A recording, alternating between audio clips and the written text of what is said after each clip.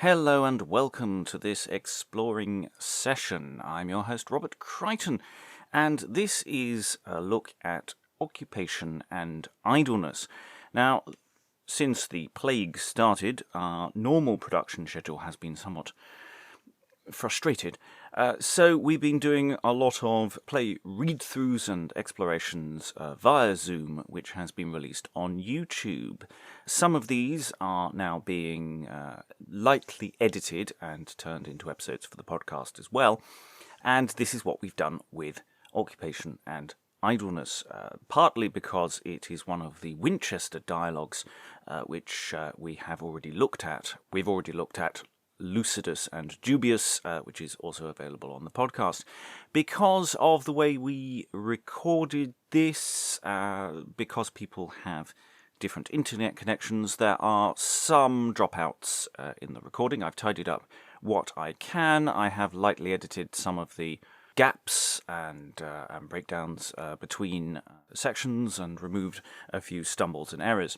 But this is, by its nature, an archive, a recording of our first stumble through of the text. We enjoyed it immensely. It's a play from the middle of the 15th century, maybe even earlier, and it really is the earliest example of the kind of morality debate play that we'll find over the next 100 years or so until the early days of Elizabeth. So it really is a very important play, a fascinating play, and one that we hope to be able to do more with in the future. If you're interested in catching the original of this recording or any of the other exploring sessions that we're currently doing on YouTube, there is a Beyond Shakespeare YouTube channel now, and there are about 50 plays that we've done over the last nearly 3 months now, which you can watch in their entirety. I say some of them I will be editing down and turning into podcast episodes in the future, but I'm also hoping that we're going to be able to start turning over some of the promised content that I've been working on. We have a good 4 or 5 plays, full cast audio adaptations that are pretty much fully recorded, and I need to now get back into the editing process and getting those out to you, and hopefully we'll clear some of the backlog by the end of the year. It's all very conditional on the state of the world and also the state of our finances. If you would like to help support the work that we're doing, do become a patron. Go to www.patreon.com/Beyond Shakespeare and become a patron today. After such rambling, it's time to go over to our exploration of occupation and idleness, and so you'll be hearing my voice, but in a slightly different way. Enjoy. Hello and welcome to this Beyond Exploring session, and today we are looking at Occupation and Idleness, one of the Winchester Dialogues from the late-ish 15th century. It is a dialogue between 3 protagonists. It is not 100% certain whether this was actually designed to be performed or whether it is simply a dialogue to be read. There's plenty of other texts where people use a dialogue form to get across an argument going back much earlier than this. But we always like, on the podcast, we like to always think that if it walks like a duck and it quacks like a duck, then it's a duck. And that's the question for today. Is this a performable text? Is this what it is, or is this something that we look at and note and move on for future consideration? To answer that question tonight, I have a team of excited readers who we're going to introduce now, one at a time, in no particular order whatsoever, because we're swapping around readers. We only have 3 parts to read, but we have a glut of people tonight. So, reading, at least initially, Idleness will be... Hello, my name is Sascha Cooper, and I'm a professional actress, performer, and voiceover artist, and all-round performer based in Brighton in the UK. And reading Occupation, certainly initially, is... Liza Graham, actor, singer, and general Renaissance and medieval text bod, wearer of round glasses in London. And readings for the first half, Doctrine is... I'm Greg, and I'm from Stratford-on-Avon. And later down the line, reading doctrine will be... Oh, Ruth. hi, I'm Ruth Evans. I'm a specialist in later medieval English literature, and I do other medieval literatures as well. And I'm based in St. Louis, Missouri, in the Midwest of the US. And new to the group tonight, reading one of the other parts to be discovered further along the lines is... Hi, my name's Iain. I'm a learning participants coordinator in a local theatre in Manchester, UK. Excellent, and that is the team for tonight. I am your host, Robert Crighton. I am ideally not going to be reading anything because I'm going to spend most of the time comparing our rough modern adaptation as we've started tidying up bits of the text for modern readers, and I'm going to be pursuing that and checking that as we go along. But otherwise, I'll be leading the debate about what this is and how it goes. So the text opens as we have it with occupation, and it does feel very much like the beginning of a play with occupation speaking perhaps to the audience. I don't know. Let's find out. Occupation, it's over to you. The mighty maker that made all thing, he meddle his mercy ever in our mend. Our bales he abate and to bliss us bring, as he was our founder and we come of his kind. For all the wealth of the world is turned to wrangling, and friendship is now full faint for to find.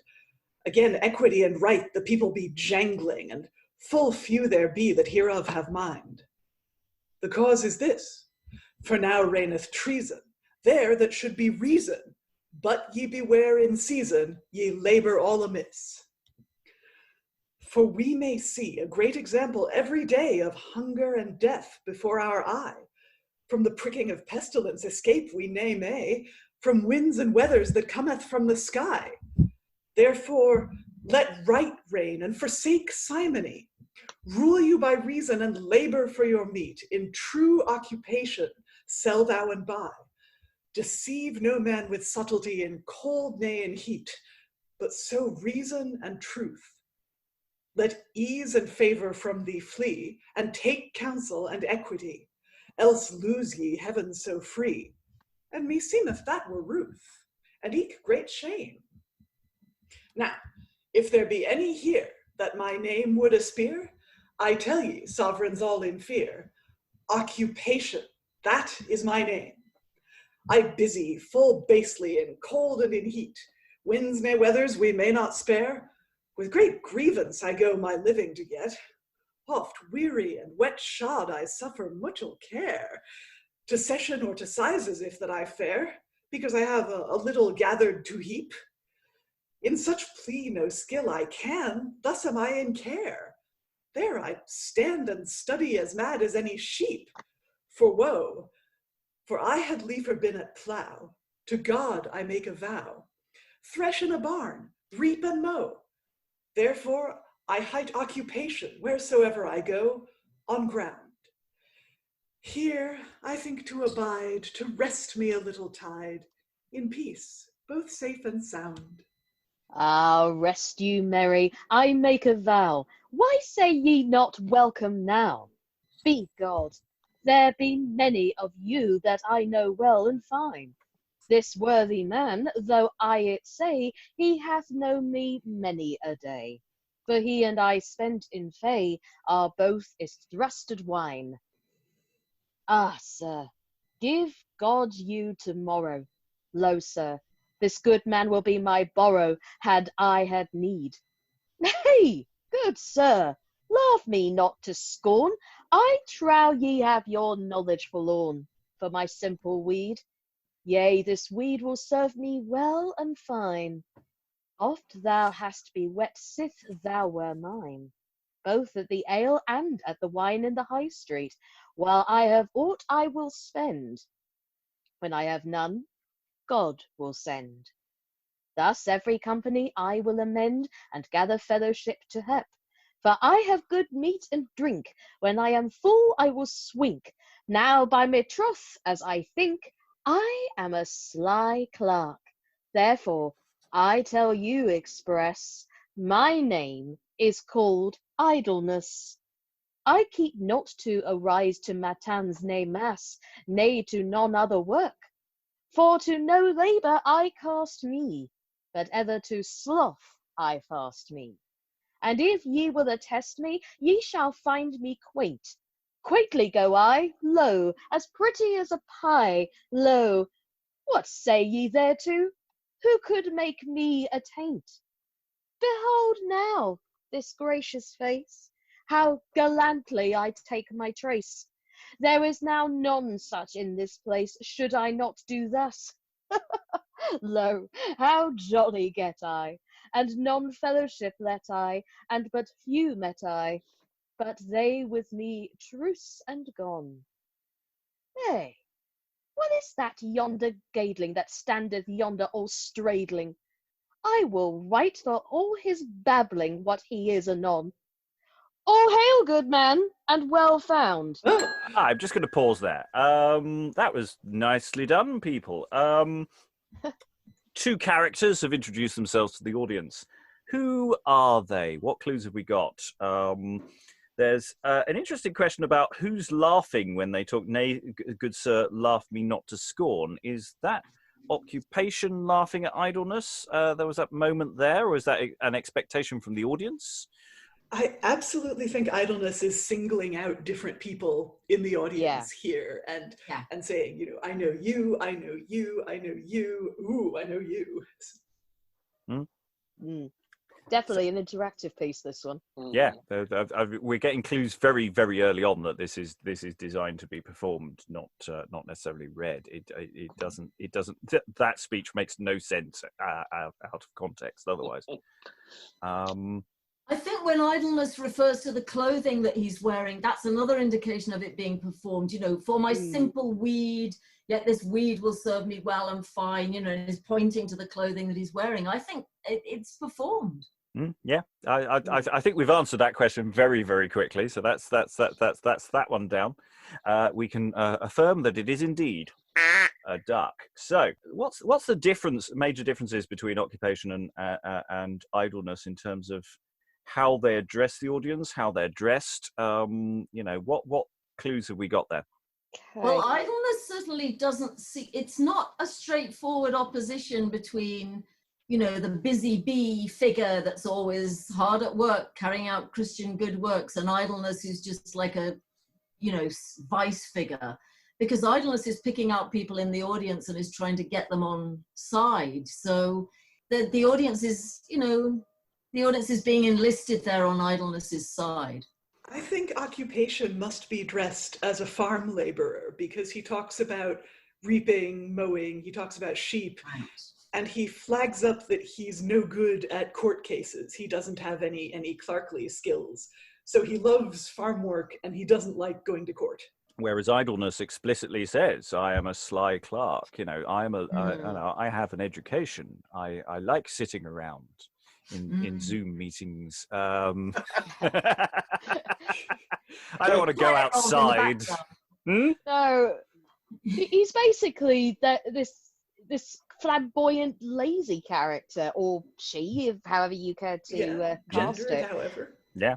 You know, I think there's no reason why we don't play around with that. I don't think we've got any clues yet as to pronouns, do we? Not as yet. I think there's an indication that occupation's a gentleman just because of the I will wipe for all his babbling. What is he anon? I'm assuming. Oh no, actually, if that's addressing the audience, it could be. No, I think it is occupation that he's talking about. Yeah. The one at the very end, yeah. I think by that point he is. That yonder gaddling, straddling, babbling bit, which suggests that he's vaguely been listening to some of that, perhaps. But then there's always a bit of a suggestion of that, even if they're not on stage. Now, I wanted to flag up one more thing before we carry on, and this is really a question for Ruth. That first stanza is the Gawain stanza, right? I was thinking about that. Is that a bob and wheel, which is the Sir Gawain and the Green Knight, which are stanzas of varying length. It always ends with a 5-line bob and wheel. But that doesn't continue in the other stanzas here, does it? Or not in the same way that it does in the first one. It is a Gawain stanza, except Gawain doesn't rhyme. The main stanzas of Gawain don't rhyme. The main part of the stanza, it's only the bob and wheel, the last 5 lines that rhymes. You're right, the main bit alliterates. But does that stanza recur often outside of Gawain in the corpus we have? No. Not really, no. But you do get bob and wheel in other texts, you know, and a lot of Middle English drum. Yeah. It's true, actually. You're right. The Second Shepherds has it, doesn't it? Yeah. Oh, yeah. And it's also, there's an awful lot of things that are flashing memories. You know, just turns of phrase that you find elsewhere that just keep turning up. So there's a lot of connection there. It's interesting talking about this. Behold now this gracious face. That suddenly flashes to Lucifer a tad, and Right. sovereigns all in fear. These standard turns of phrase that you get popping up in. There's a lot of formulaic phrases, but Yeah. but there's enough variation and liveliness to stop you thinking that it's just form stuff. Oh yeah. No, it's not getting in the way or anything at all. No. Okay, let's get into some dialogue as opposed to monologue. So, Occupation and Idleness, continue, please. Let's go from the end of Idleness is, so all hail good man. Let's go from there.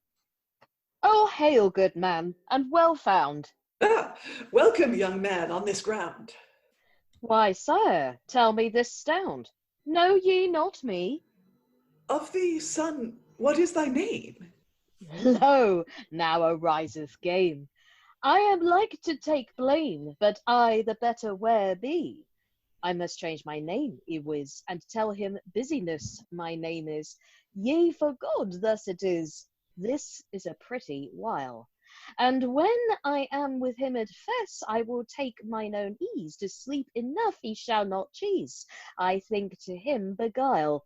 Just going to pause there, because that's clearly an aside, isn't it? That whole sequence. It is. It is, isn't it? So that's Very one much hell of an an aside there. Okay, and now you're talking back to Occupation again. Sir, I wonder ye have forgot me, Iwiz, and I have served you ere this. For busyness my name is. Sir, know ye that name? Busyness, yea, in good faith, he hath served me many a day. Now in good faith leave me ye may, I am the same. Art thou busyness? I trow nay. Meseemeth by thy simple array. Sir, should I wear my best every day? I have 10 or 12 of good gowns in my press, and furs of great richess. Of this man I take witness, ye may ask him yourself. Then, what labour can ye best now? Thresh in your barn, or go to plough, ripe, mow, and eke sow, and other husbandry. Go to market, buy and sell, and keep our household I can well. With sheep and swine I can mell. Where to should I lie? Wilt thou be with me all this year, and thou shalt be my partner? Yea, be truth with good cheer, but I have no money in store.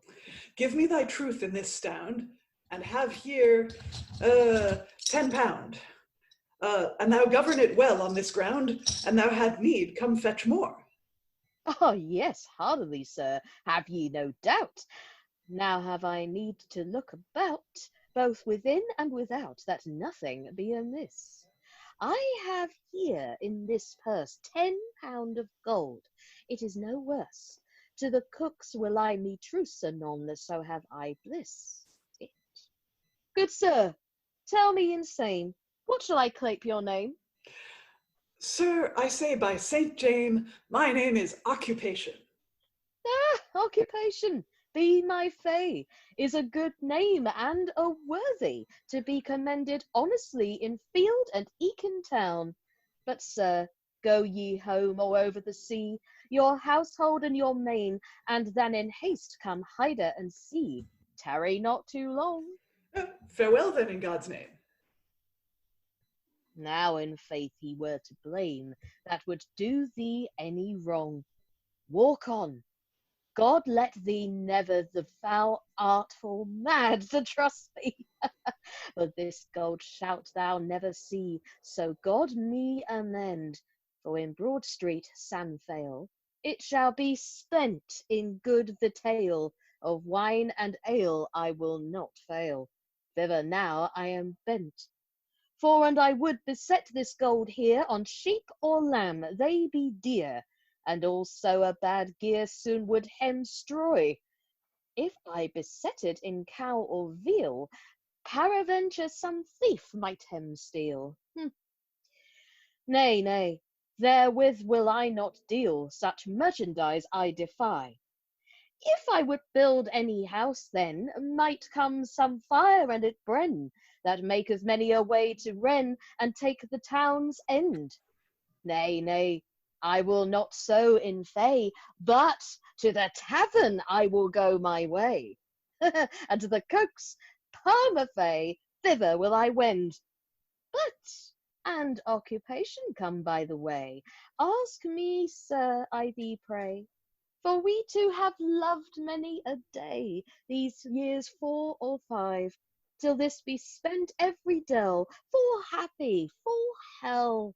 I will no longer with him mell, I go hence well blithe.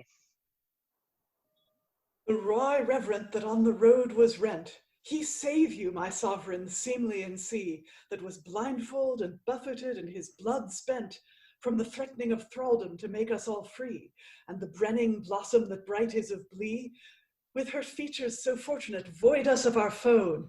Excellent empress of high dignity, conclude here conclusions, as ye well can, through your son's might. For truly will I every day, whithersoever I take my way, in holy church, if that I may, of thy son have a sight. Then to my labour will I go, till and travail in much woe, my livelihood to get. We may not spare wind nor rain, but go to plough in croft and plain, and oft we labour again main in dry and in wet. And I pray you, tell me an you can, saw any of you busyness, my man, sin I was last here? For he is so long out with my gold walked about, by my truth, I am in doubt he is in some danger. I note what is best, till I of some tidings of him hear, here I think to rest. I'm just going to pause there because there's obviously wasn't immediately clear, but is very clear now that there's exiting and there's time gaps going on in those speeches. So when occupation says farewell, then in God's name, definitely that's an exit. And idleness is left to have the floor, presumably again disappearing, while occupation comes back on and does their prayer before labour and worries about poor business, worrying about poor business. Where's busyness gone? Lots. Oh, I didn't zone out. I went off on a tangent because I was getting such a powerful sense of déjà vu through a lot of that, and I was trying to figure out from what. I think lots of things is the answer. There was so much there that was ringing bells elsewhere. So yeah, so this little con that's going on with idleness and occupation here, it's very dynamic. There's it's not very long, but there's a lot going on here. There are thoughts from the room, please, because I'm babbling. Just to reinforce the thing about what now seems obvious is that this must have been acted because, well, there's two things. I mean, one is the asides, that idleness is making that suggests taking the audience into, his or her confidence. And then the thing that, and I pray you tell me, and you can say, saw you any business, my man, is again enlisting the audience in playing the game. Yeah, it's a very dynamic text. And so what is the goal? How did he occupation? How did idleness extract the money? What was the argument there? What was going on? Oh, he asked him to go into business with him, and he just said, "Oh, I would, but I have no money." So he was actually offered the money just from that little white lie, just to get a bit of quick cash behind him. Occupation also refers to him later as busyness, my man. So I think it seems like a hiring fair, and it seems as though, yes, he offers busyness to be his partner and stay with him for a year, and then he gives him the wage up front, which might not be the smartest idea. And then Idleness law. gets this rather fun speech about, you know, what you know, the fun that can be had with all this wonderful money. He's basically having a nice chat about food and drink. Yeah. Which Yeah, these are all threads we're going to see repeatedly over the next 100 years. You know, this is fascinating. It really is fascinating. Sorry, I'm genuinely a bit stumped here by all the possibilities that come out of this. This is fascinating. I just wondered if when Idleness has managed to extract this 10 pounds of gold from Occupation, and when he says, I have, or she says, I have here in this purse 10 pound of gold, whether that's an aside to the audience as well, you know, to It further is an aside. I think it probably is. That's definitely an aside. Yeah. Yeah. So lots of play, you agree? I mean, there's lots of play acting here, which is fun. Yeah, no, it's really fun and really dynamic. Okay, the two are thrown back together again at some speed, so you get that impression of some time has passed. I don't know how much time, but enough time to have spent the money, presumably. And so, which suggests, as I say, an exit from idleness rather than just hanging back. So, there's also a pun as well. I realise this because you get this in the Pardoner's Tale. Busyness doesn't just mean the action of being busy; it also means business. Yeah, yeah. And business, my man, is, you know, there's the pun. Yeah. Where did we get to, line-wise? Did we get to top of idleness, isn't it? Yeah. So, Aha, Godspeed, I am come. Yeah. That's right. So, let's see what you're up to. Aha, Godspeed, I am come. I have right well wet my throat, aware, a little stone aroam, for I am very cup shot. Ah, my brain ginneth to rout and turneth as round as any ball. By my troth, I am in great doubt. Meseemeth the sky will on me fall. I am ill, aghast. I come from the cook's now, and to God I make a vow. There have I well broke my fast. I have eat and drunk of the best, till methought the dry way slither, and my master's gold so have I rest. It is spent altogether on good meat and drink. For be God and Our Lady both, I bought therewith neither clout ni cloth. For be my partner never so wroth, a while will I go wink. Abide, a word with you. Ah, welcome. I make a vow. I have sought you widen now these 2 days all three. Soughtest thou me? I pray thee where? Ecod, on foot, there you were. Such a messenger, evil he fare, so to seek me. Meseemest thou cometh late from the nail.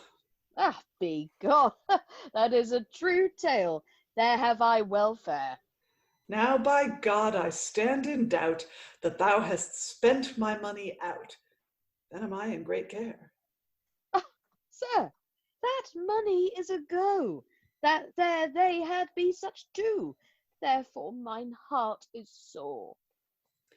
Ah, sir, foul mote thee befall, that ever I met thee in this hall. My gold thou hast lore. What thou saidest, busyness thy name hight. So I did, be this light, and yet I did lie. But now I tell thee in game, idleness is my name. I swear by Saint Jane thou art a wily pie. Son, and thou wilt to me hark, I will teach thee some other work. What, wouldst thou make me a clerk? That I will not begin, for I will go play me and royally array me. Hark, son, thou say me, wilt thou worship win? Worship? How should I come thereto? With manner and manhood, son, lo, and be never thine own foe. To my words thou hark. Who teacheth that manner, I pray thee? Truly, son, as I say thee, doctrine, that worthy clerk. Doctrine? What man is he? A master of divinity, of the university, to teach thee to wax wise. Ah, wilt thou so? Nay, I will not with thee go. I have espied thee too wise. Son, leave thy fantasy and turn to grace, I say thee. I knell, I make to God a vow. I will eat as good as thou. Go set to grass thy horse or thy cow, or else, sir, go play thee. And who shall find thee meat and drink all day? Be my fay, Jonnet and Gill. What wilt thou do, can thou me say, when Janet and Jill is away? Then be it as it may, therefore care I knell. I shew him that therefore cares. Some for labour waxeth wooed, and they have not an hold. I know none that better fares. And at which point we have stage direction of enter doctrine. Idleness, I think you're absolutely right, is 3 sheets to the wind a bit, isn't it? Just a tad. Just a little. He's absolutely valued. And it's lovely to see Janice and Jill. That's got a slightly different resonance today. There's an indication here that idleness enters through the crowd somehow to say, oh, beware, a little stand of room, for I'm very cup shot. Yes, it's get out the way. I'm not stable on my feet. I'm going to fall over you. Again, and we get this in interludes going forward for 100 odd plus years of a very crowded space, and the moment anyone's got to make an entrance, they've got to get through the legs of whoever's in front, and of course where that entrance is depends on the nature of the scene. Here you can imagine idleness is deliberately going the most awkward route through the audience for comic effect, and doing it very, very well. Right, as we've got the introduction of doctrine, I'm just wondering whether we should just switch things up a little bit and swap a voice round if anyone doesn't mind too much. Either Sascha or Liza, are you? Don't mind. You're happy, Sascha? So, Iain, if you'd like to read Idleness for a little bit, Sure. as we have the introduction of doctrine, and just break it up a little bit and see what different voices do. To be fair, this is probably mostly doctrine's moment in the spotlight, but we have a third character on stage. How exciting! Does anyone want to read Occupation as well?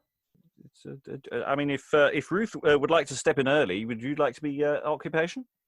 Yes, sure. Yeah, let's do it that way. So it's a complete change of Liza. personnel. That's quite nice. Good thinking. Okay, entry of new doctrine. We've got a new idleness. We've got a new occupation. So lovely. Go doctrine. Good sirs, what play is this that ye make in this place? I am come to mend all mize by the help of God's grace. Ah, that man hath an angry face. Peace then, fool, and stand aside. I pray God give thee evil grace. Beginnest thou now for to chide? Sir, welcome mote ye be, and of your name, I you pray? Doctrine, men clepen me, to teach cunning I am fain. Doctrine, sir, ye be welcome. I have busied me full sad for to study and stir wisdom. Now of your company I am full glad. What is your name, gentle brother? Truly, my name is Occupation. Welcome be ye above all other, with you to have communication. For all that's a good occupation long, God is pleased, and so am I. But occupation that toucheth to wrong doth men no good, but villainy. For an thou wilt thee occupy in bodily works or alms deed, in penance or prayers wilfully, I doctrine to thee will take heed. For doctrine teacheth openly and clear, virtuous life among us to set. Hark, sirs, ye shall hear, for now 2 shrews been met. Be my truth, I will me hide, like a mouse in yonder guard, for of him that gapeth wide, in faith I am evil afeard, I will be go. By my faith thou shalt abide, and ere thou pass from me this tide, I will thee teach a word or two. Whom? Me, sir? I know the not, no never, I keep by heaven king. Son, I will teach thee somewhat for to get thy living. Sir, in the name of heaven king, give him some information how he may get his living in the way of his salutation. That is all my desire. Truly, brother Occupation, that I will do without any hire, for every good man is bound to occupy him in cleanness. And he in good occupation be found, the fiend tempteth him much the less. Every man have enemies three, the devil, the world, and his own flesh, which they been I will tell thee. And how then they embattle him fresh, in pride and wrath the fiend tempteth man, and in envy that is so bad. These three sins in heaven began soon after Lucifer was made. The word tempteth man to sloth and covetize, that Adam and Eve first upbrought, when they would be as wise as was our Lord that them wrought. The flesh of gluttony failed next. Lechery was in Sodom and Gomorrah and other moe. For these wite well in our thought, for much harm there hath be do. For and thou in thee in temptation fell, occupy thee in cleanness, for the fiend on no man may stell, save in though that he find in idleness. In him will he hide, for all the vices that there be, idleness is the worst, I tell thee. Out, whither may I flee? This angry man will beat me, and I lied. Of idleness cometh this, feasts and strumpets, so have I rest. Again this default I wish, occupation I hold the best. But the most default nowadays on the people that I find, men teach their children wanton plays, and not as they should in kind. Some shall beshrew father and mother, and be for wanton, as ye may see. Such points and many other maketh many children never to thee. Set your children into school. Ye that been good men of fame, maintain them not to play the fool, but let them learn some good for shame.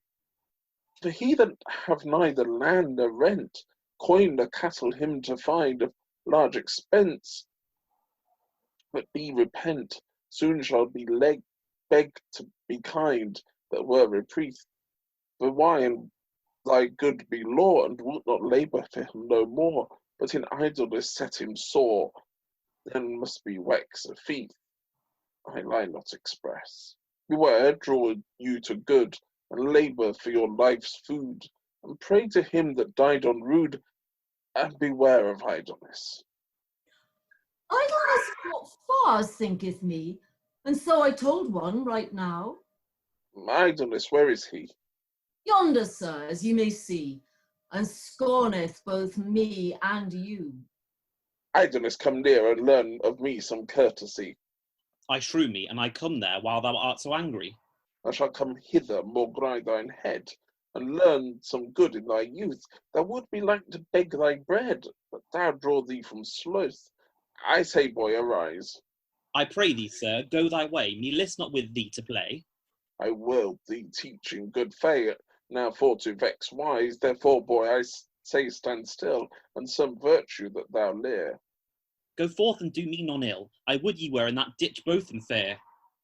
I say, boy, scorn thou me now. He doth as evil as he can. He lieth. I make God a vow, in record of this worthy man. Sir saw me mock him to scorn. Nay, he lieth in his face. However, it's a good point to pause, because there was something that was coming up. Getting the impression that idleness is, they're calling him boy. I think that's possibly quite explicitly, he is a young, explicitly younger. And that sort of works and makes sense of this relationship of someone who's needs to be taught the correct ways. I do love Idleness's responses here. The moment that Doctrine came in, that man hath an angry face. Well, Yeah. Any of us who have had students are going to recognize that. Yeah. He's been beaten before. Ruth? Oh Well, I think boy can also mean servant at this time, can't it? So It can, can yeah. be.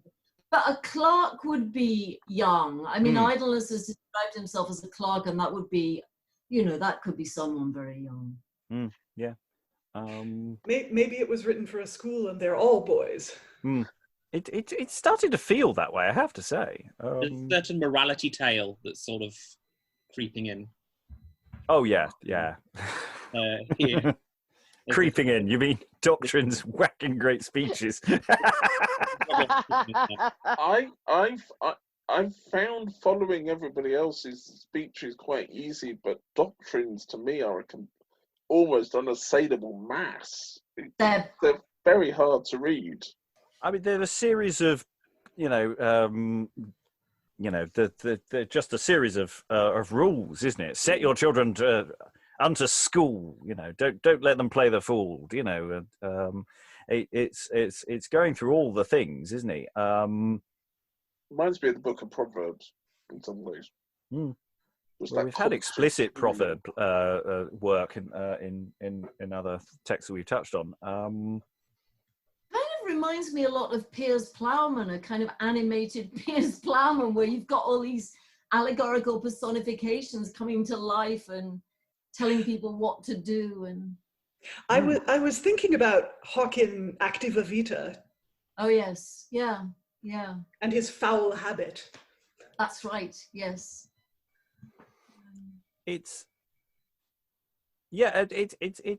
interesting because we talk about morality plays. Iain brought up morality plays, and we think of those as the sort of the obvious morality plays that we think of, and sort of separate them a bit from some of the later interludes that we've got. But this seems to be doing both, and already, much earlier than some of the other plays we've been doing, and I find that really interesting.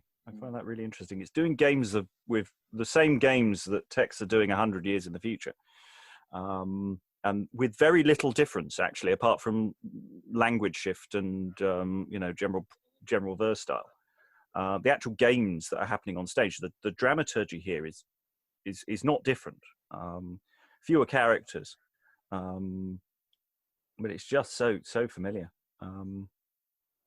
Okay, we got to... I trow boy thy thrift be lawn, is it? Yeah, you're not impressed with this boy, are you? No, not at all. Oh dear. I trow boy thy thrift be lawn, to goodness thou hast no grace. Sir, ever to sloth and idleness he draweth him morrow and eve, and I bid him oft express all that folly for to leave. Son, to what living were thou born? With milk and flour I began, I ween. What? This boy driveth me to scorn. Nay, God forbid, let that bane. Have set hand on this book, and to thy law that thou lout. Ah, see, sir, how I look. Ne'er hand I can it throw out. Ah, see here, sit up high. But thou the better to thy book lout, be my fay thou shalt abide. In good fay, ye say well, every man to labour in his cunning. This matter I trow well, I feel, else can we have but hard living, and idleness in household wend, me seemeth it much the worse.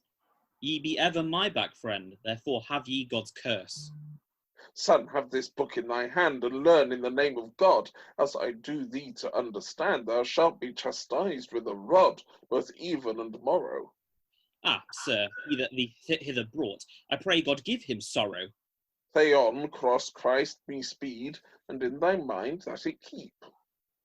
By my troth, I stand in dread, how I shall bring it to hep. First let me rest a little while, my eyes be as dead. Sir, this boy will you beguile. In the name of God take heed, and learn him some law. Ah, sir, the devil be thy speed, thou art again me evermore. Son, learn thou never thy believe, thy paternoster, ave, and creed. Nay, sir, so mote I chieve, thereto took I never heed, I not what it is. Now by sweet St. James, thy father is the more to blame, and thy friends all insane, that should have taught thee this. Meseemeth it were an alms deed to make him leave this lewd route. I will not do be thy rede. Old fool, thou beginnest to dote. Thy beard beginneth to hoar, some for weary falleth down, within burg and town, and rise peradventure no more. Truly, there lieth no man in ground, be he never so high of state, but he be strongly bound to occupy early or late. Pressed is to pray and preach also, in penance and mass to show. Dukes, earls, barons, and knights thereto, to maintain the land in virtue, and to fight therefore if need be, and stand by every true cause he wis, and take no need of me near thee, but to maintain them their right is. But now truth is driven aback, and simony is set up as a sire. Their maid is master, there is no lack of friendship, neither in session nor shire. But would God reason reigned age? And would ye gather all virtues to heap, to the words that ye show me, every man is bound to take keep. Lo, son, thou mayst see, to occupation thou art bound. Ah, sir, but let thee, never thee. Thou wouldst make me were, as is any hound, and that I hate. For aught that thou can tell me, shall none of you fell me, neither be strength compel me, early ne late. Doctrine, sir, I pray you, tell us some of God's works that the common people may know, as do these worthy clerks. I'm just going to pause there. Occupation setting up. Could you just explain? Well, I'm glad you asked the question. Could you just explain for everybody in the room some of the reasons why we should turn turn idleness from his path? We've got the setup. The play is obviously a setup to explain this point. It's really interesting. We've had this elsewhere, and I can't remember where, but we've got that, thy father is the more to blame, thy friends. You should have been taught this. It's not necessarily your fault that you haven't been taught this. You can learn to be good. And that's really interesting. Idleness clearly finds this all very boring. Let me rest a little, mine eye be as heavy as any lead. And he doesn't want to look at the book. Doesn't want to look at the book. It's almost like he's saying, I'm bored, shut up. Yeah. Throwing his toys out the pram at this point, I think. And when that doesn't work, he starts to get insulting. Yeah. Oh, yeah. He's very Or quick to ambitious. insult. Yeah. And much earlier on, there's that lovely line where when Doctrine says, "Come here, boy," and he says, "I'm not coming there when you're looking that angry. That's a whipping that I'm heading towards there. I'm not going anywhere near that." I'm not coming near you, mate. Yeah. Is a clerk, so when Occupation is saying, teach him things like worthy clerks, it's like idleness is an unworthy clerk who's kind of let things fall by the wayside and isn't, because presumably being a clerk would be, holy orders as well. I would assume so, yeah. And his idleness is just fallen down on the job. Yeah, it's interesting because we have these sort of clerk figures in with something like Dame Sirith, where Modi Clark who's up to no good and he's just sauntering around trying to bag married women, and idleness isn't doing that, but he's not doing his studies, is he? And considering how strict the learning would have been, I mean, you would be turning up early and you'd be leaving late, and you have to work hard to be idle, I would have thought. Students have always been students since time immemorial. Yeah. Nothing changes. Okay, let's Occupation has set up the teed everything up. Doctrine, tell us some of God's works, please, in your own time. Sume tritate, I will begin, that with his might wrought all thing, nuem modernes without sin, angelorum to him obeying, ad Dei judicia for to abide, mysteria complenda for of light, it fill many one that tide from the place that mankind shall restore full right. What man of men I would whip shall restore that place again? Their names being in legend right, and are kept all hallowed certain. All Hallows, what be they? I pray you declare them openly. Angels, patriarchs, and prophets to say, martyrs and confessors truly, virgins and others of clean life, that died in pure chastity, that lived here without strife, in cleanness and humility. Virae religiosi, the patriarchs called, atque gloriosi, in their living, they told what would befall of diverse prophets and Christ's coming. John the Baptist said in his staven to all that veram penitentiam would chasten. Penitentiam agite, that ye not listen, quia appropinquabit, the kingdom of heaven. The postulists were in earth going, and Jesu Christ's laws read. Estote fortes, said Jesu our King, look, no tribulation make you feared.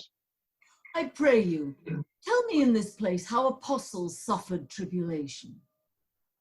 Some ferro perempte heeded was, some flamnis exusti brant in town, fragilis viberate, some forboding. His sunt triumphatores, God's friends in hath. Here good deeds shall never be forgotten, for their blessed name in eternal merit. Hear ye, sirs, all this breath. A draught of ale I had lever. This were a worthy company that the apostle loved day and night. Vos estix lux mundi, to all the world they shall give light.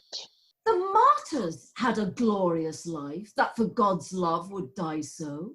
Sir, hic sunt sancti that never dread knife, but pro Dei amore they suffered woe. O quam gloriosa here death is, and their blood shedding did us much good. The blood shedding would bring us to bliss, if that we be mild of mood. These blissed confessors lived cleanly and taught about the word of Christ, before they sit in the great glory where all that joy and mirth is most. Virgins in their cleanness meekly in earth here lived, these be clept all hallows ere whiz, and we have before meaved. On all holy churches pardon relieveth men out of sin, of these saints that is come, that is treasure, the holy church within. At Christ's own blood I will begin, his apostles, his martyrs, and afterward his officers that had been out of sin, lead their life here full hard, and the cleanness of the maidens all make us good ways unto heaven. Or hallow and day their day men call, and worship men with mild Stephen. Ah, sir, of men that liveth a day now, shall they in that number be? Yea, sir, was ye see how? Fulgebunt justi, and thus say we, right wise men may not fail i whiz, to have heaven for their travail. Rightfulness so high a virtue is, that justitia manet may not fail. And how do they that have do sin, and amend them here ere they die? From heavenly bliss they may not win, to ask mercy they were ready. What is mercy? That would I know. I pray you, do me to understand. Mercy is the best seed sow, for above all works he shall stand. For as per lignum moribata mors certain, though a tree our death first arose, and per lignum quoque there again, by a tree our life was chose, and brought our bliss from death and strife. For even as Adam by a tree did fall, to turn our death to everlasting life, on a tree God died for us all. There was, O loem, promissionis shrewd, that from Christ's body ran. Take heed, thou man, and be not lewd, for all our grace there first began. God's body thereto was all too rent, and made full of holes that ever shall run, to the blood of mercy that shall never stint in the salocane of sinful men. For his passion till doomsday his body shall never leave raining, and of his blood of mercy every man get may, if they repent their evil living. There shall none be warned that blood of bliss every man thereof may get. This is the liquor of mercy that every day whiz in holy church that may it fet. I thank Jesu, my Saviour, with all my heart and my speech, so free of that worthy liquor as well to poor as to rich. Nay, sir, ye fail there. That is no just servants, but brother and brother. God bought all like dear, and paid as much for one as for other. There is no poor, God saith before, but those that be in sin and out of virtue. They, though have marks in store, then he shall be as rich as thou. The riches of heaven is none in gold, it is in virtue and clean life. As to the before is told, that should be used in man and wife. At doomsday God wot, who shall be rich, who shall be poor, and that for that day will be so hot, that by gold men will set no store. Sir, what is come to my mind?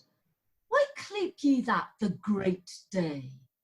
For many skilled that I find, I will declare then if I may, then shall sit the greatest justice upon that ever sat in any place.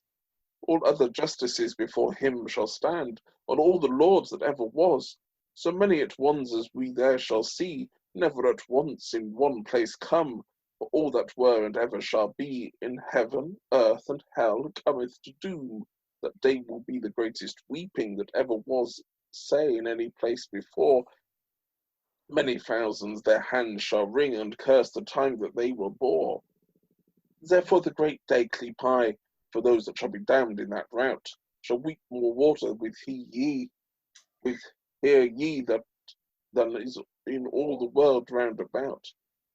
They shall never after cease weeping, the water from their eyes shall run. Therefore think on this day of reckoning, and ever after hate thou sin, and in haste thy life amend. Will I never work begin, but I think on the end. I'm just going to pause there, but we will backtrack before we go forward in a moment. The way Doctrine speaks throughout that, I find really interesting, because Idleness obviously breaks in once to say, "Dear God, someone get me a beer."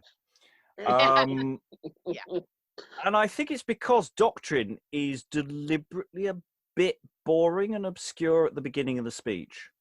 At the very beginning, because he's doing a lot of Latin into English, and it, even if you do know the Latin and you can follow it, it's nowhere near as convincing as what comes later. Latin, And I wonder if that's a structural point, is that we're supposed to be drawn into it, and that's why Idleness doesn't say anything from that point onwards. these people heard Latin. They didn't necessarily understand it, but they heard it every Sunday at church, as well as at burials, baptisms, etc. And I think there was a reaction they had to just the sound of Latin being spoken that's hard for us to comprehend now. It's why in Faustus all the magic is in Latin. It, even post-Reformation, it had a dramatic effect. And I think I agree with you. The beginning of that speech is loaded with Latin, but I think it sort of subconsciously cues people to sit still and listen. Apart from Idleness. It brings them back to the place where they are in church. And it's also a way to say, I'm an authority because I know this language, so you have to listen to what I say. Overall, I think Doctrine's arguments are very elegantly constructed. This wouldn't be out of place in something by the Pearl Poet or even in Piers Plowman. I find it very convincing as it goes on, and it's more emotive as well as it goes, as it gets into it, and rather than sort of the starting point, it gets increasingly into something that is quite profound in places. I think it does a really good job. Sascha. There's also, if you don't mind me bringing in a modern reference here, as I was listening to that, you remember in The Simpsons where Homer's in church and he's trying to listen to the races, and the next thing that happens during the sermon, he pops up and goes, "Woohoo! Yay, praise be!" That kind of thing. It kind of reminded me of that bit, in a way. Idleness is that Homer Simpson character that amplifies and that sense of resonance as well. Like you were saying about the listening aspect of Doctrine. Well, idleness is almost representing the common man in a way, who really and truly deep down's like, what? Really? Yeah, look, beer. Oh, beer.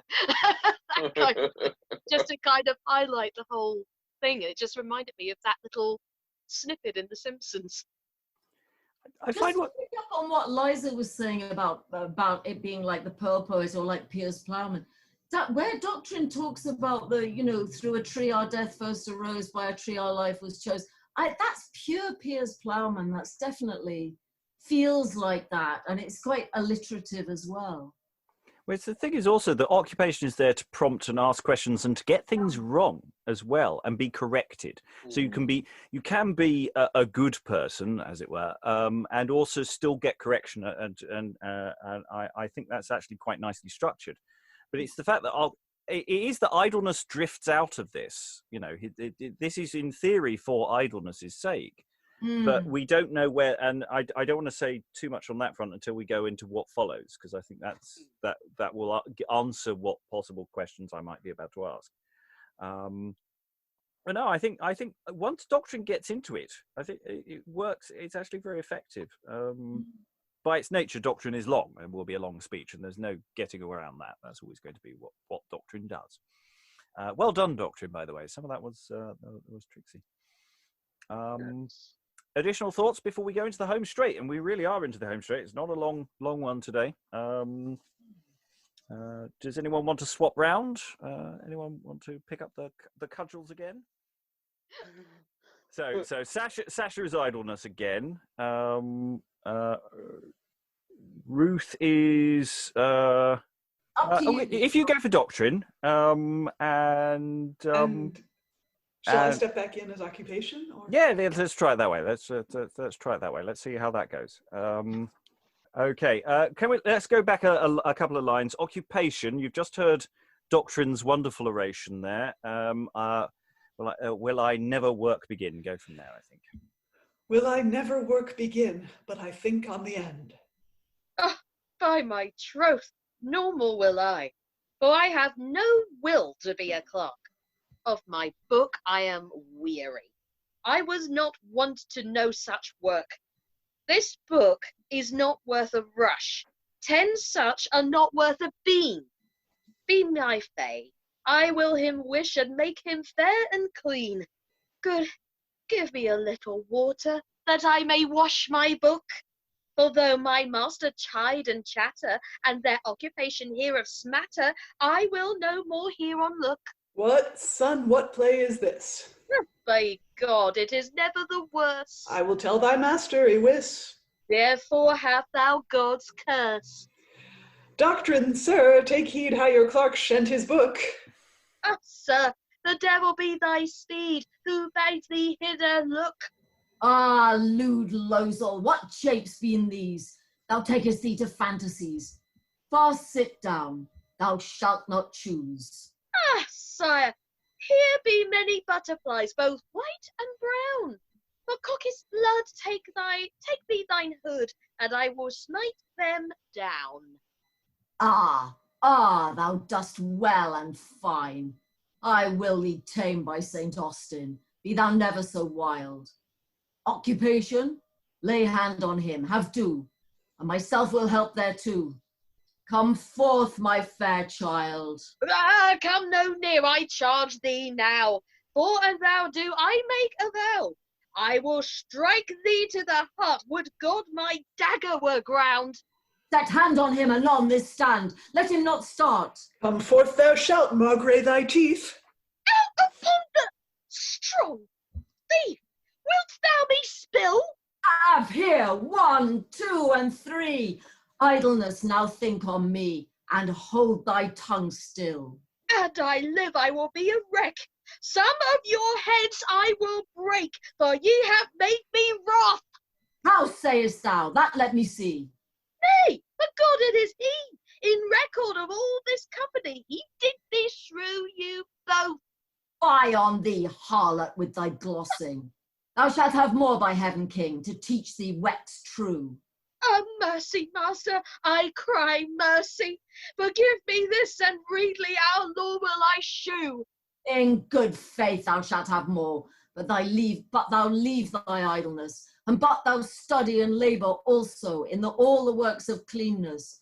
For God taught his disciples all, to thee and to other teach will I. Vigilate ergo, great and small. Nescitis qua hora that ye shall die, we know none hour of our dying. Therefore in prayers ever should we be. For with our paternoster we should worship Heaven King and his blessed Mother with an Our Way.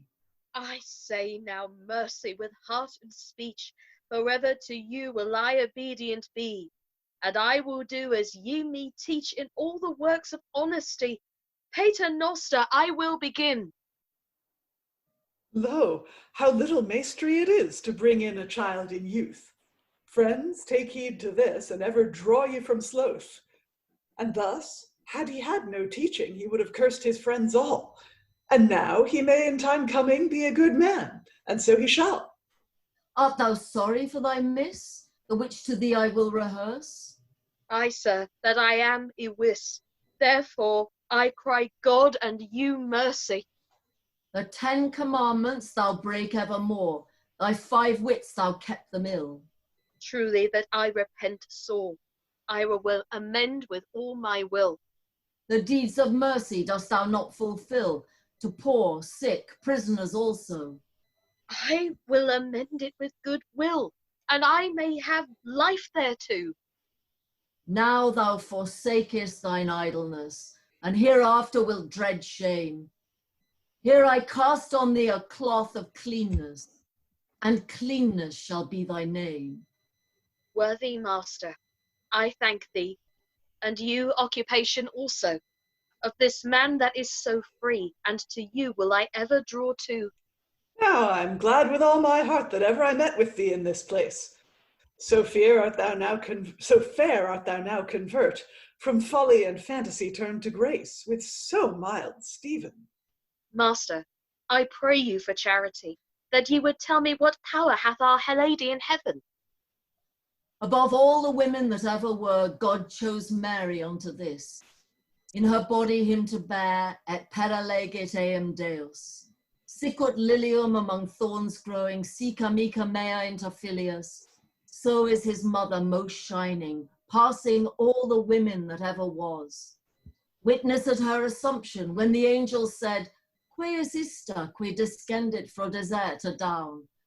Et tanquam fumi virgula, et sicut aurora consurgens, never sun shining so bright, with all delights of sweetness, that they saw that glorious sight, but the ascension of Christ alone. When she to heaven was come, God said to his angel anon, Haec est regina virginum, que genuit regum in her body so clean, qui famulantur angeli every day. This same body that ye here seen, within the blessed sides I lay. God said to her, Amica, veni de Libano in flesh and fell, veni coronaberis in heaven most high, as queen of heaven and empress of hell. And lady of all the world she is, her power is of great estate. Whoso honor her with our ways, all his disease she will abate. So he be clean and out of sin, for him will for to amend, in every work that he will begin. Our dear lady will be his friend.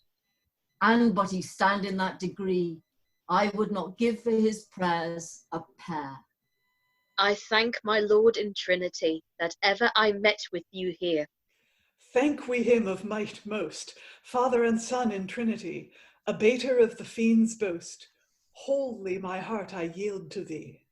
He us brings to good end, that died for us on Good Friday. And Mary his mother be our friend, unto thy Son as ye best may. He that is registered for the right heir, that doubtful doomsman that sitteth enthroned, keep you ever out of all despair, and grant you his blessing, every one. Amen. Amen. And the moral of the story is, if children don't do what you say, beat them and they will learn. I think Amen is probably meant to be said by everyone. Yes, Yeah. I think it is. It seems to be turn up in quite a lot of plays, and it does seem to be a point of commonalty between everybody. God, that Latin is horrible. You did it very well. I was in awe of how you handled it. Seriously. Yeah. Oh dear. Yeah, Ruth, well done, because I couldn't have coped with all that lot. No, you. I wasn't sure what that word I would not give for his prayers of pair. I think it's Perry. I don't know. Yeah, Possibly, or maybe the fruit. yeah, it could be a pair. What is fruit? It just sounds funny. Yeah, it's not like it could be peer. It's weird, isn't it? You can't quite win with it, can you? So, wait, what do we think idleness does to the book? I assume rips it up. Well, because it's talking about butterflies, so I'm thinking that's individual pages. Yeah. He talks about washing it and dunking it, which indeed he may do, but it does talk about the book being shent, and that suggests ripping. And I say the butterflies, I think that's pages, isn't it? Oh, it's very active, this last sequence. He gets a good thwacking, bit more beating, and then you get this wonderful, to the audience from Occupation, almost probably, well, I don't know if there's an additional beating happening at that point, but he's just going, idleness suddenly goes down. I'm doing my work. Look, I'm doing my work. Look, I am. And it's just to the audience. Look how little it took to get him to do some work. Yeah, just that threat of putting him into submission or killing him, or just that little threat of violence. That's all it takes with him. But like I say, it's like that pestilent child syndrome. If you don't have any boundaries or rules per se, then that child could be almost like the Homer J. Simpson that I was mentioning character, and just go completely out of control. You could be completely idle, you could do what the heck you like and get into chaos. But without that discipline, that's what it's really saying. If you don't have that kind of framework, you can't actually have a semblance of order. You can't go through your life literally blasé like idleness does. The thing about Homer, like The Simpsons almost is a morality play because everyone is so archetypal. And the thing about Homer is he's incapable of changing. He always reverts to Homer, no matter what situation he's put into or what he has to do to get through that situation. And idleness does change. Presumably, if he'd been raised right, he wouldn't need to be beaten. Yes, this is a that's desperate. what I mean. Yeah, this is a desperate rearguard action, isn't it? It's we've tried explaining to him. He's not been brought up properly, so he has to undergo a bit of a short, sharp shock. Yeah, it's back to Tory party conferences of old. Yeah, but also, I mean, Ruth, you will know chapter and verse on this, but to a medieval morality sort of person. Did they see corporal punishment as like a good and necessary sort of thing? Oh yes. Oh yes. I mean, schoolboys were often beaten to instill the lesson in them because of the belief that pain made doctrine go in better. So yeah, I think this would have been seen as something good. And he gets again, it's something we've seen elsewhere. He gets a new piece of clothing to demonstrate that he has been washed clean, as it were, and a new name, which are tropes that we find all over the other morality plays and interludes that we've looked at. It's an ever-present theme. But it's interesting to contrast the huge, turn to repentance at the end of this with like will to like, which is later. 100 years later, possibly, where you don't get that moment of repentance at all. You just get Nicole newfangled going off with the devil, but no moment of repentance at all. No. You got the speeches of contrition, but of the four little speeches you got, only one urged repentance. The others were just like, well, take example by me, because I guess it's too late now. But this is definitely about metamorphosis, isn't it? I'm going to turn into conversion. Yes. Yeah. It's I'll just find the one note I've got on this. Though this is not a fully fledged play, I'm just going to put it down this, what I've just picked up, and just go, no, this is a play. This is a fully fledged play. It's a very simple play, but it's a play. No, it's like with the Pixar films. You've got something at the start before the actual film. Yeah, it's a short. It's a short. Yeah. I mean, it's possibly 40 minutes, maybe less. But it's a decent chunk of it's an entertainment. It's not that much shorter than what we were doing with Mankind last week. It's slightly shorter. It's complete. It's definitely not a fragment. It seems all to be here. So yeah, I'm really pleased by this, just simply for containing so much that we have later, and really seeing it all explicitly laid out. That this isn't some form that sort of that shifts and changes so much that in fact actually there's a huge amount of continuity over a great period of time until it sort of drops out much later in the day. And I'm really pleased we've done this. I mean, it's a really interesting thing. It's it's difficult to do the ending today. I think it is very difficult, without presenting this in context and doing something to set this up, because I don't know how you could present that ending, because it's tricky. I think it's dynamic and it's very well done, but it's fascinating. It could be done as a series of short plays if you wanted to actually do it for real on stage. I think it can be certainly easily done by the way it's read. Oh yeah. I mean, I don't see it as a standalone play on its own. It could literally just be a strong opening to a double bill, and then you'd have to finish with something a little bit more, forthcoming in terms of the morality plays. But if you found the right one to pair it up with, I don't know. It's the way I see it is, it's definitely in the running to do as part of, when we can do live shows again. The live shows we do, sort of script in hand, we record them like a radio show. I think with an introduction to set this up, or a themed evening with other bits and pieces, say in the first half, talking about the kind of plays that we're doing, and then in the second half you just present this, would work very well. I don't see a lot here that I would go, that's ridiculously long, I need to cut it down. I might put some trims in, but pretty much it's a very presentable thing, and it only has 3 actors. I mean, it's cheapness incorporated. It's great. Fabulous. Iain, as this is your first time, how have you found this text? Fascinating. I think it feels like it's the earliest equivalent I've ever heard of theatre and education. So the shows that go around to schools today saying you need to eat a balanced diet, and you've got a character that's a bunch of grapes or a character or vegetables that all chat to each other about what makes the balanced diet.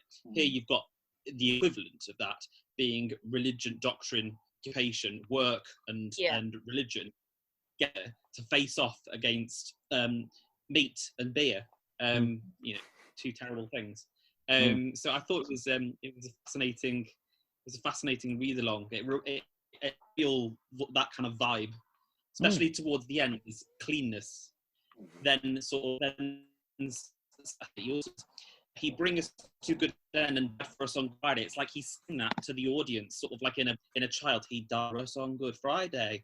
Sort of that kind of meter then kicks in of a very young person being told what to do. So yeah, it was great, and everybody read really well. Really exciting. It's really cool. Right. Greg, any thoughts as we're winding down? We're winding down relatively early tonight, but I kind of don't see any point of pushing on if this we've found most of our thoughts. Greg, No, nothing in particular tonight. Sascha, any final thoughts from you? No, except that it's very good fun. The characters are well rounded, and I look forward to seeing if it goes any further. I really would like to test this with an audience. I think it's got legs. Liza. Well, I would, you know, as with so much medieval text, I would be so curious to know who wrote it and what else they wrote. Because, you know, for the kind of play that it is really nicely written. And when you think, again, I know we don't have a precise date on this, but when you think it was written as the country was either in the middle of or recovering from the trauma of the Wars of the Roses, where they so there's much less of the these kids today vibe that there is with the later plays, and there's the world is pretty terrible. How do we not all become terrible people? How do we do the right thing? I mean, it's interesting when you compare it with Lucidus and Dubius, which is in the same manuscript. There's no guarantees it's by the same person or anything, which is a very different proposition, which is very much a learned schoolmaster and their ex-pupil who sort of come back and sort of spars with him on points of doctrine. And it's very much like a Q&A. Here is a question, here's my learned answer. But then it gets more dynamic as it goes. It's actually really quite interesting how the ex-student sort of starts pushing back on points of doctrine. It becomes a genuine debate rather than just a Q&A. Though some of the Q&A sections are just frankly bizarre in places. They're fascinating. It's where they've got the answer or the doctrine, the point of they want to get across, but they haven't got a very good question to set it up. And so there's a few moments where it's sort of, that's not a question that anyone would ever ask. But the structure of the piece demands it. And it'd be interesting actually now that we've done both is actually to sit down and properly compare the two and see if they are from the same branch of thought, because I think you're right. It feels like it's a theatre and education piece, isn't it? It's that. I'd love to know who commissioned it, you know, because I'm sure it will have had a patron who said, I'd really like to have a performance of this and I'm going to write this and put it together. And I'd love to know where it was performed, you know, if it was done for a country house or in the court, or I just don't know. It's in a school. I don't know. Yeah, it's not like when we get to Tudor interludes where we've got a sense of what the setup and the potential people, you know, we just don't know what's going on. We know there are people sponsoring you know, this kind of dramatic effort. We know that, you know, the various pre-Tudor kings are doing this kind of activity. We just don't have any detail and we don't know where to put anything. If you have traveling players, they could go around and perform this, say, in a village square or in front of the church, or, you know, there are lots of different kind of outdoor possibilities for it.